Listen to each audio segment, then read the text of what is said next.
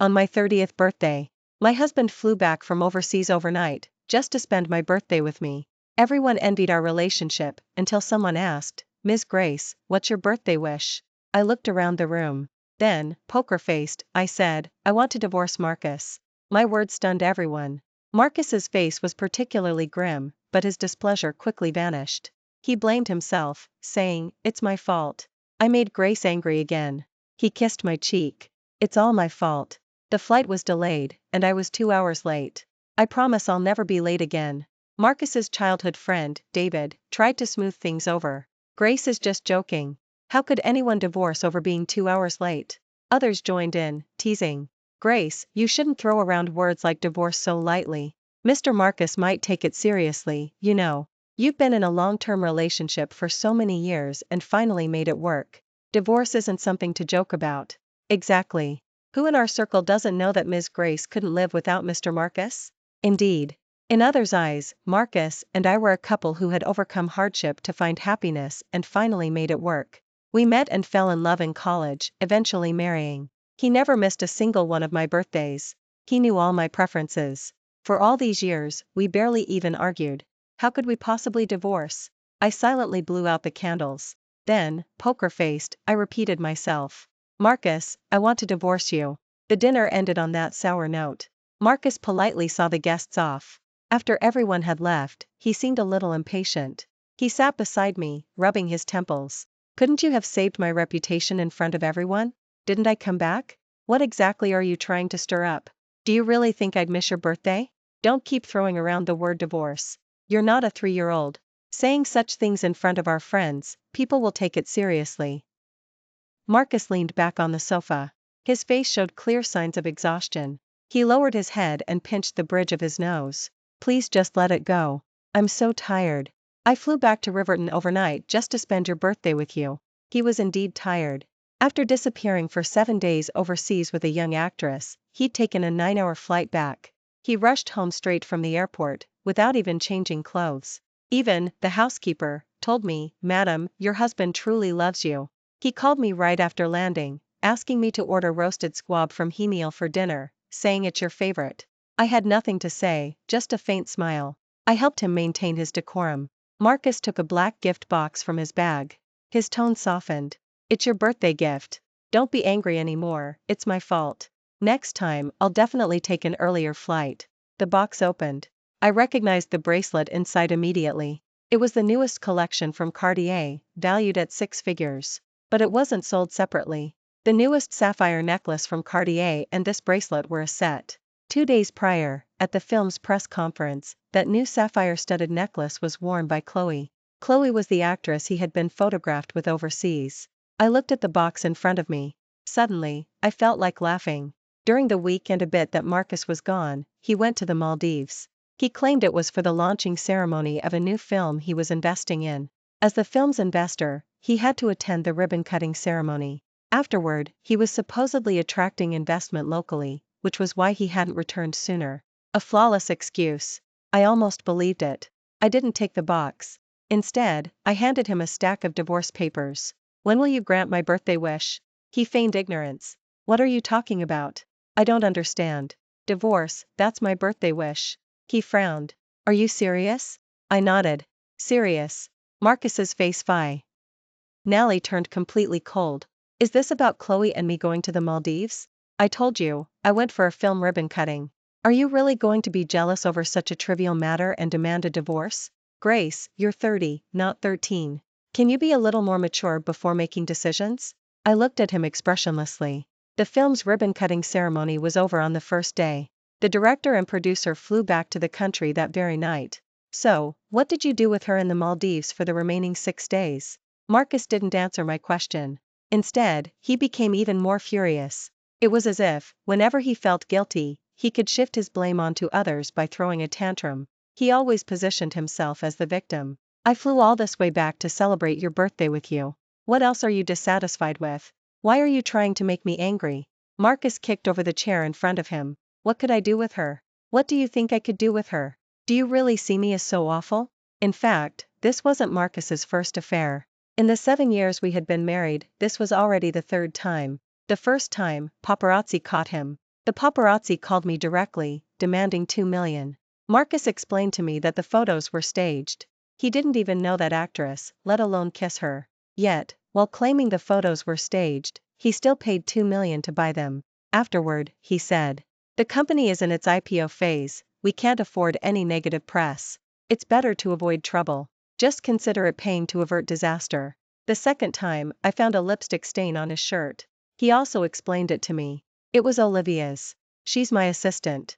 She got drunk covering for me at a business drinking event. It's perfectly normal for me to help her if she's about to fall, isn't it? The lipstick got on him then. Olivia was Marcus's assistant. 35 years old, married with children. She treated Marcus and me like family. He used Olivia as a shield but forgot that Olivia never wore bright red lipstick. One day, 6 months later, Marcus suddenly told me he wanted to invest in a film. On the day of the film's casting, Marcus handed me a photo. I felt a little disoriented looking at the girl's picture because she looked a lot like a younger me. Later, the film's lead role was confirmed. It was Chloe, a 20-year-old student still studying at the acting academy. Marcus could speak so righteously. He probably didn't know Chloe had messaged me yet.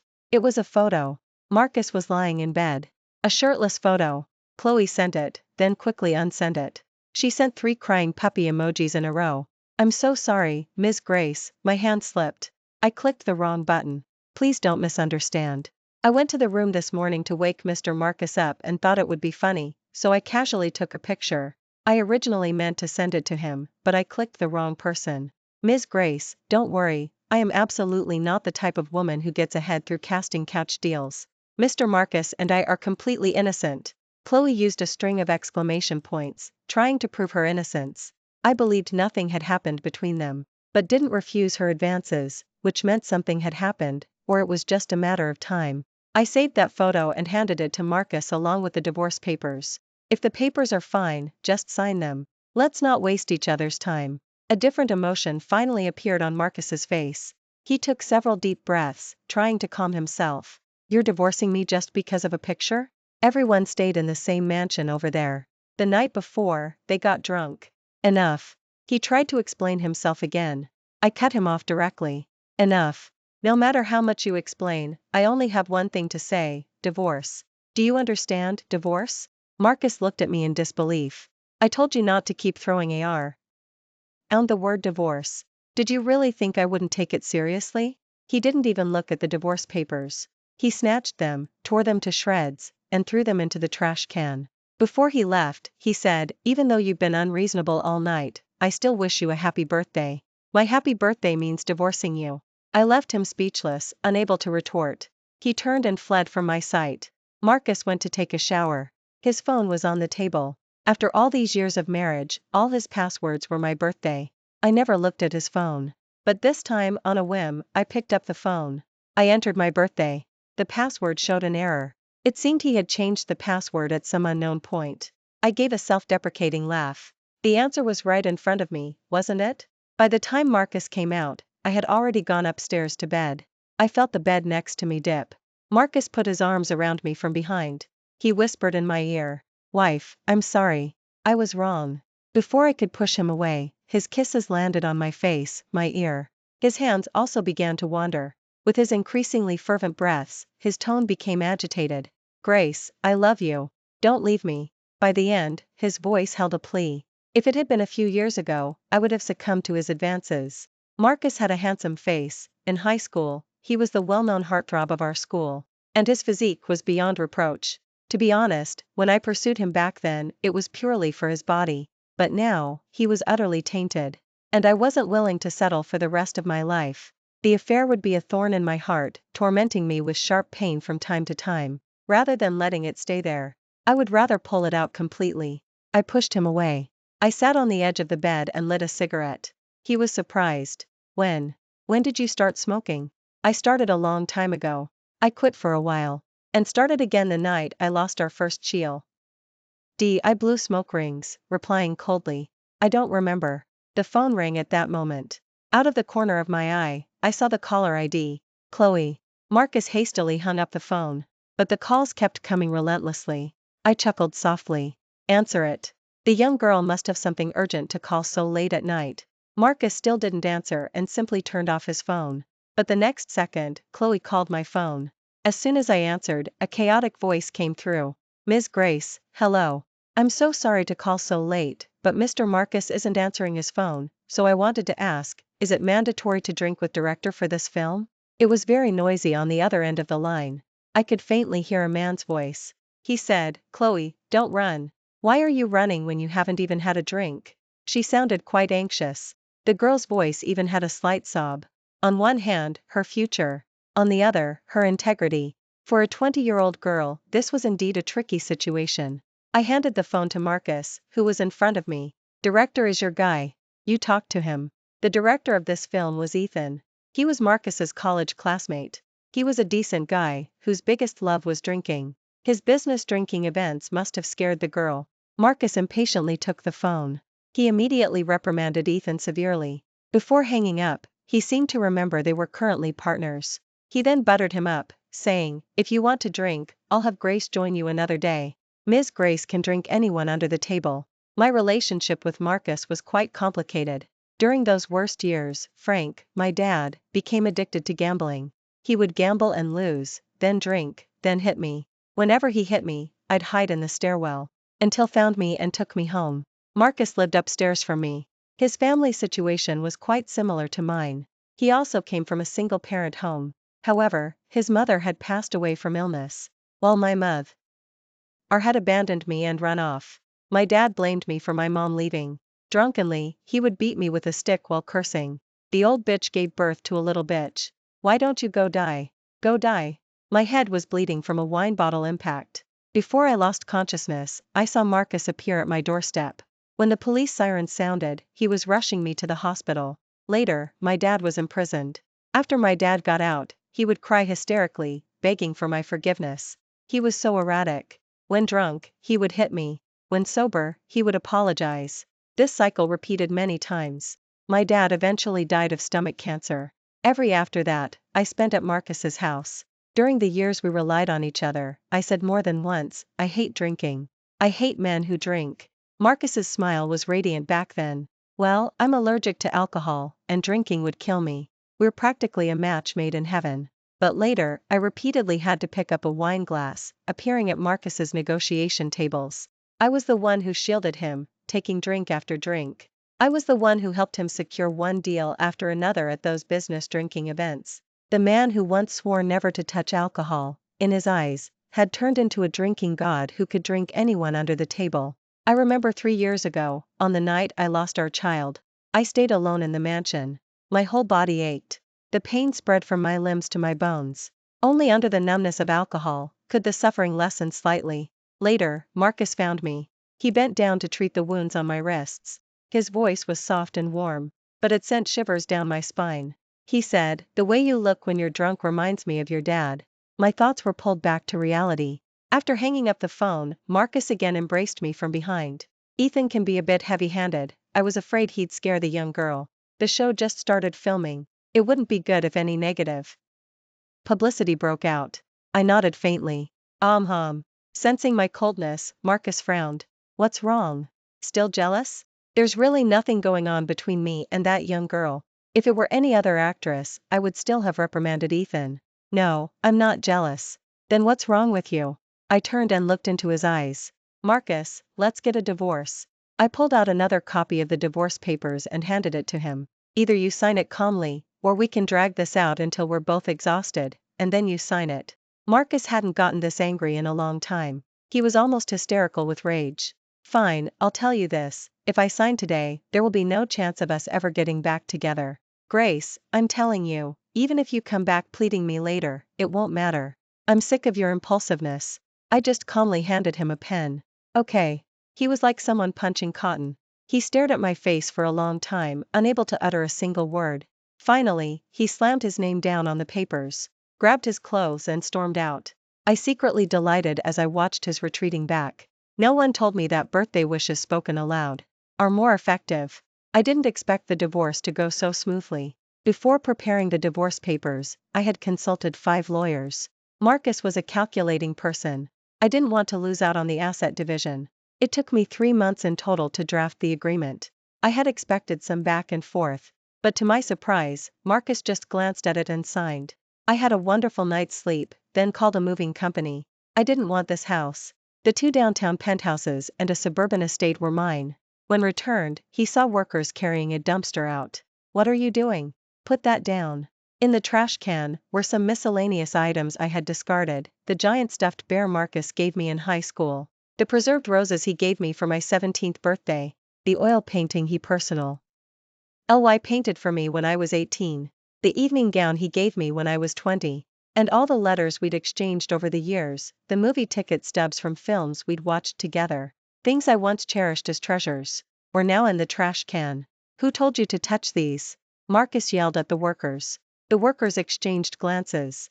I slowly walked out. I told them to. Things I don't want get thrown away. Is there a problem? I looked up at him. You want to keep them? Then put them inside. I don't want them anymore.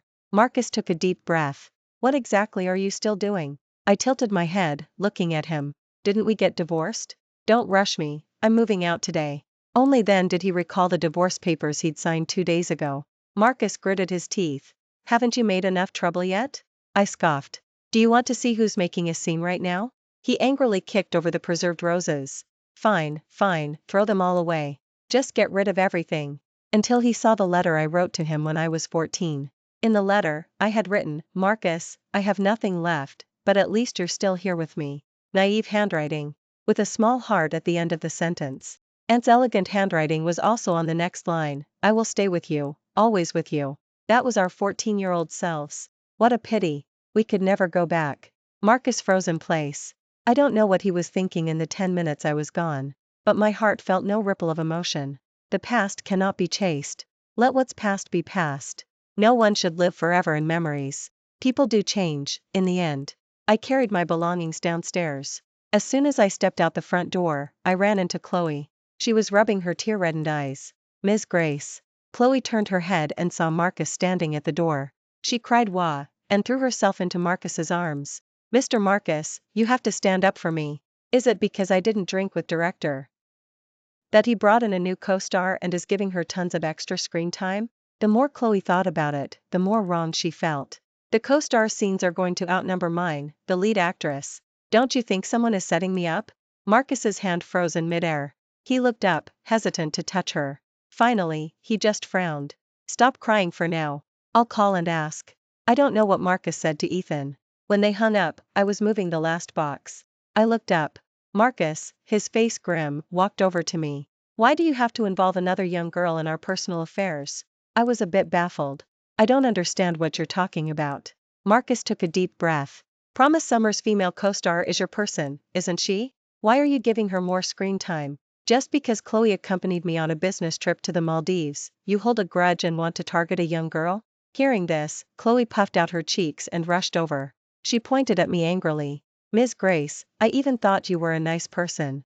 I didn't expect you to start retaliating against me so quickly. I simply laughed in exasperation. I took out the attendance records the producer sent me. In the 19 days since filming began, the lead actress, Chloe, was late 15 times, absent 3 days, inexplicably slapped a crew member on set, secretly changed her makeup, refused to film because she found the pool water dirty, demanding it all be replaced with purified water, which increased the film crew's costs. Chloe vehemently denied it. You're lying. I was absent because the water was really unfitting for filming, it was filthy. And slapping a crew member? She clearly looked down on me first. Before she could finish, I directly presented the evidence. Adding scenes for a co-star isn't something I, as just one investor, can simply order. Behind-the-scenes photos for Promise Summer have already gone viral online. Go check the online polls yourself. See how many fans are clamoring for a cast change. Cutting your scenes is what everyone wants. Otherwise, this show can stop filming right now. My gaze swept to Marcus. Either replace her, or stop filming. All the preliminary work will be for nothing, and we'll owe a huge breach of contract fee. You weigh the pros and cons yourself. Marcus hesitated, wanting to speak but holding back. But it's not necessary to completely destroy a young girl's career, is it? As for the behind-the-scenes photos and such, we can just hire some PR team members, and it'll blow over. If you do this, her entire career will be ruined. She's only 20 years old. When people are speechless, they really want to laugh. I withdrew my gaze and couldn't be bothered to argue further. The only one who can destroy her career is herself. As the car drove away, Chloe was sobbing hysterically in Marcus's arms. While crying, she wailed, "I haven't even graduated and society has already taught me a harsh lesson. Mr. Marcus, you have to champion my cause. I clearly didn't do anything. Just because I didn't drink with director, I'm being slandered and smeared like this. The Capitol is too cruel. If you don't speak up for me, I really won't have any opportunities left." The car turned a corner. I saw Marcus's hand gently pat Chloe's back. His lips seemed to be forming words of comfort. I suddenly remembered many years ago. When I was wronged, I also used to nestle into Marcus's arms just like that. His comforting gesture was to hold me close, chin resting on my head, gently soothing me. What a pity. That embrace so quickly belonged to someone else. To be honest, I felt nothing when we discussed divorce. I felt nothing when he signed either. But the scene before my eyes made my heart seize up. It was like the world I had known for decades was shattered by a heavy blow. And I had to rebuild it piece by piece. Rebuild a world without him, rebuild my own life. I tasted rust at the corner of my mouth. Only then did I realize I had bitten my lip until it bled. I quickly finished furnishing my new home. And in between, I received a call from Ethan, saying that Marcus had agreed to cut Chloe's scenes. Chloe also repeatedly promised to cooperate well with the work going forward. And there would be no more unjustified absences or walkouts. The matter was resolved so quickly. I wasn't surprised. After all, Marcus was a calculating person. He acted decisively and always knew what was important. That evening, I was sleeping in bed. Suddenly, I heard a noise from the kitchen. Then, a fragrant aroma wafted through. I could guess who it was. Sure enough, when I walked out of the bedroom, Marcus was in the kitchen frying an egg. He cracked an egg into the pan, then added diced tomatoes. After frying evenly, he poured in water to cook noodles. It was my favorite tomato noodles. My thoughts were suddenly pulled back many years. Back then, George, Marcus's father, was supporting the two of us. During those days when we were too poor to afford snacks, Marcus suddenly discovered he had a talent for cooking.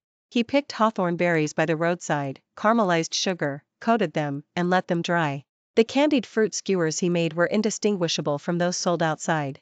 Seeing that I liked them, he then experimented with making fried dough balls and potato chips himself. Gradually, the kitchen at home became Marcus's domain. Give him an hour, and he could prepare a whole table of my favorite dishes, varying the recipes. But later, when we became wealthy, Marcus never cooked again. Going to bed without dinner will lead to stomach problems. He didn't turn around, busy cooking the noodles. Eat the noodles before you sleep.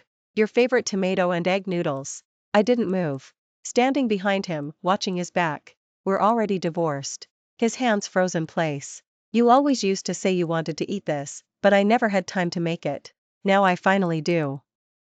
The noodles were scooped out, seasoned, sprinkled with green onions. The fried egg was still sizzling with oil, steaming hot and fragrant. He placed the noodles on the table. It won't taste good when it gets cold.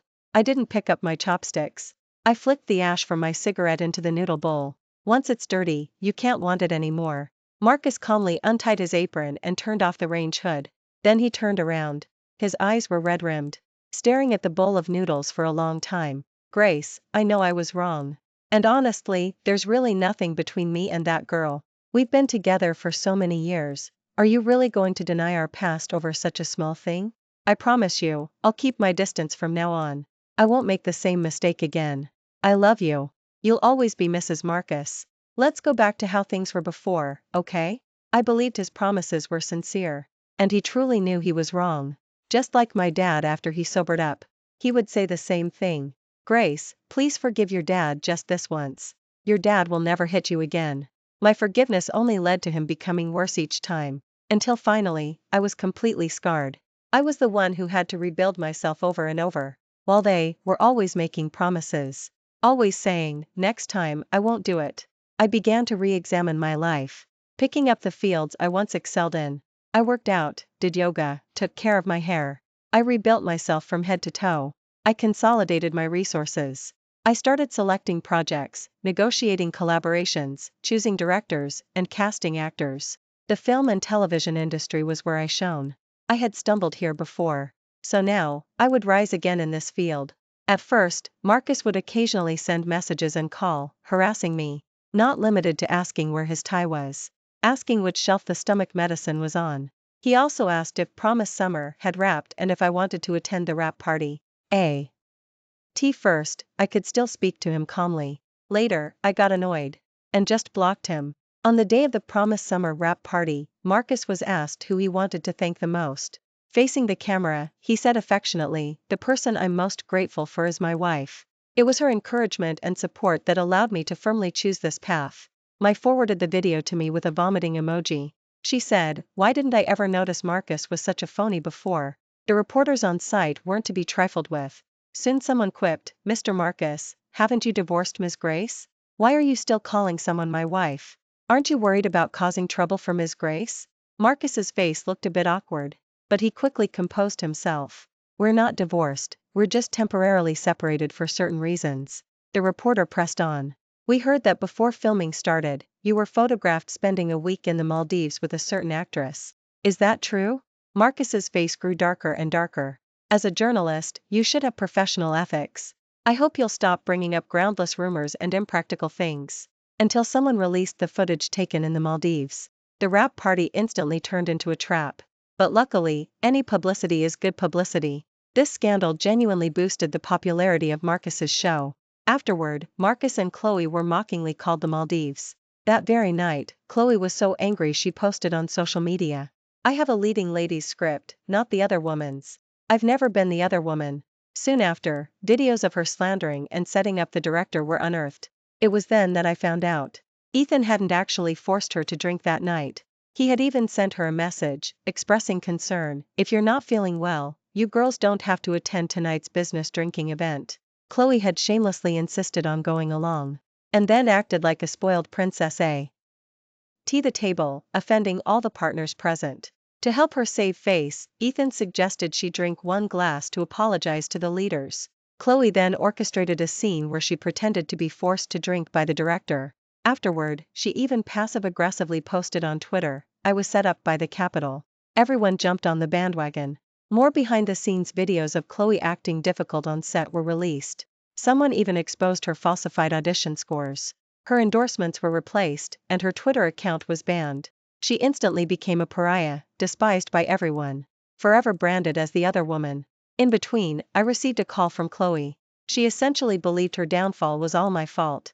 "Isn't it just because you blame me for stealing your man? It takes two to tango, and is his cheating my problem? What did I do wrong? I went to the Maldives as per company requirements. I'm still a student, I couldn't refuse. He said he liked me, that's his problem, what could I do? I didn't even know he was married.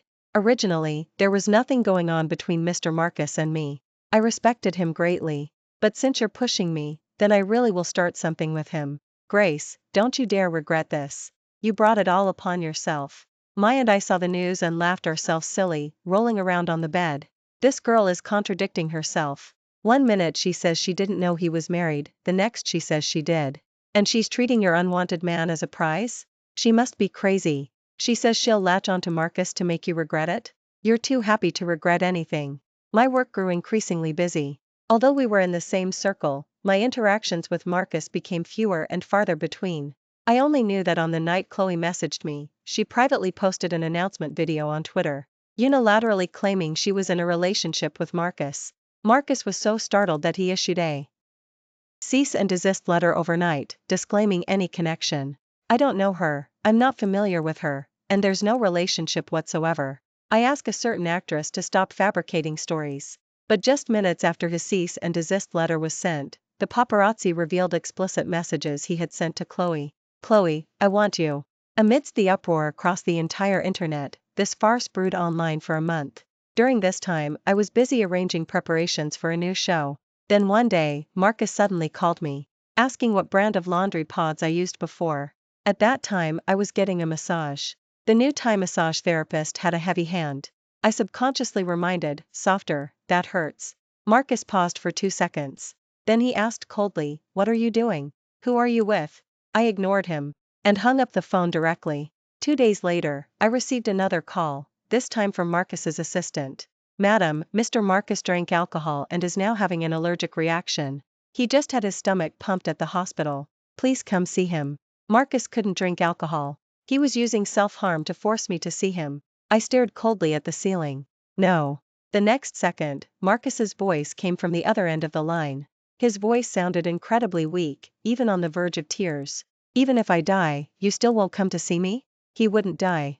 He was indeed allergic to alcohol, but a little alcohol, apart from causing a rash all over his body, wasn't life-threatening. For years, he had lied to get me to cover for him during business drinking events. I never expected that even after our divorce, he was still deceiving himself. We're divorced now. All you're doing is trying to make me regret it.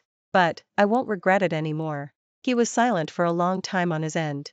Finally, he only said one thing, but I regret it. We met again at the investor conference for the new film, Summer. Summer was a script I had been optimistic. See about a year ago. The storyline was rich, and the characters were well developed. For this, I invited the rising star director, Vivian.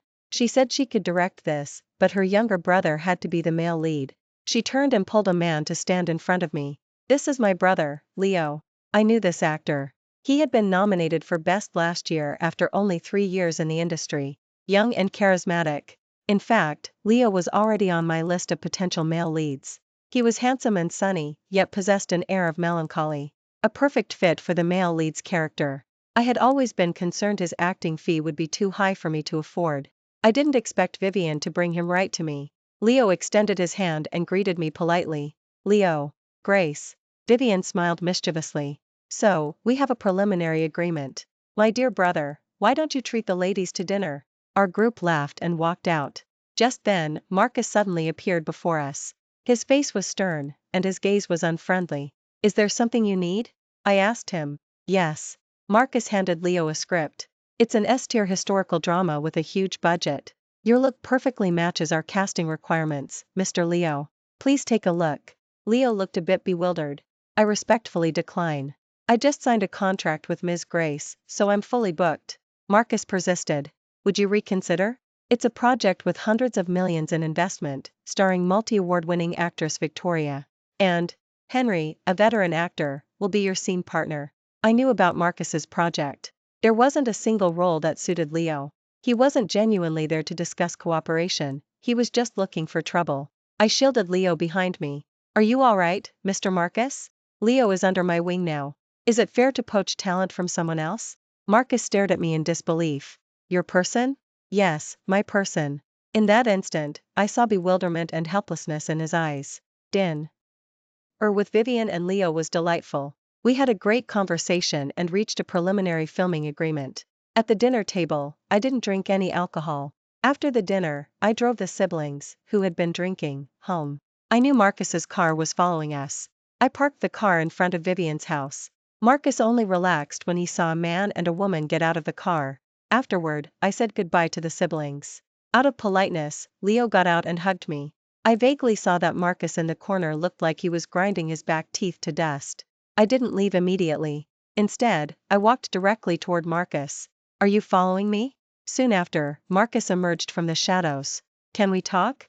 What is there left for us to talk about? Marcus froze, opening his mouth but unable to speak for a long time. In truth, he didn't know what else there was to discuss either. Our journey from having endless conversations to having nothing to say wasn't something that happened overnight. The dim street lamp cast a glow on his face. I then noticed that in the half a year since I'd last seen him, he had lost a lot of weight. His frame looked even more slender. His once sharply defined face now looked even gaunter. His bright eyes were now dim and lifeless. He looked at me and sighed. Grace, is there really no possibility for us anymore? I looked at him calmly and shook my head. He suddenly became agitated. No, I don't believe it. I don't believe you've moved on from me so quickly. He reached out to hug me, but Leo rushed over and pushed him to the ground. Marcus was furious. What are you, some gold digger always thinking about marrying for money? Best or not, maybe you just slept your way to the top by sleeping with rich women. The end of his sentence was cut short by a slap from me. Watch your mouth. Marcus covered his face in disbelief. You're defending him? You're defending a gold digger? Leo stood behind me, his eyes downcast. Ms. Grace, he's so mean. His tone was soft. My protective instincts instantly flared. I tugged on Leo's arm. Don't bother with a lunatic. Let's go, I'll take you home. My protective stance toward Leo completely wounded Marcus's eyes. Finally, all I heard was his sigh carried on the wind. Once this was released, it received widespread acclaim. And won Best At the celebration banquet, the investors raised their wine glasses one after another to offer me congratulations.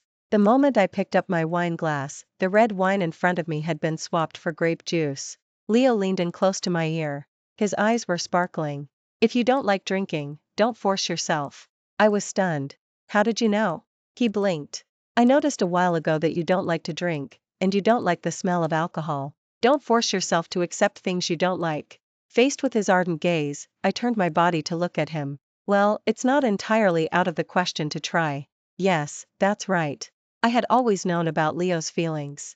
Because everything had happened too coincidentally. His sister Vivian just happened to return from overseas when I was choosing a director. And just happened to choose my script. He himself just happened to be available and willing to accept an acting fee half the market rate. Adults are always keenly perceptive. He liked me. I knew it. It was just that I had recently been through a failed marriage. I didn't want to rush into a new relationship so soon. But I was willing to try. After all, a young, handsome, and energetic younger man was truly appealing. Vivian teased with a laugh. "It's fine, you two can just date, no marriage. If my brother ever dares to do anything to betray you, I'll personally dislocate his arm." As for Marcus, on the night of the celebration banquet, I saw him in the bustling crowd. Across the people, he watched me from afar, so sad and lost. Several consecutive failed investments had left his company deeply in debt. He sold his house, his car, and even his company shares. He was penniless and heavily indebted. When he tried to borrow money from his former friends, not a single one was willing to help him. His fair-weather friends deserted him. It was truly a testament to his rise and fall. Marcus stared at me blankly. Finally, he smiled with a sense of relief, as if he had completely let go of something. Then he turned and disappeared into the crowd. I stood on the stage, beneath the dazzling spotlights. I raised the wine glass in my hand. I remembered a quote I read in a book the year Frank passed away. "The wound is where the light enters, and past scars are my medals." Grace. Be brave and move forward. Don't look back again.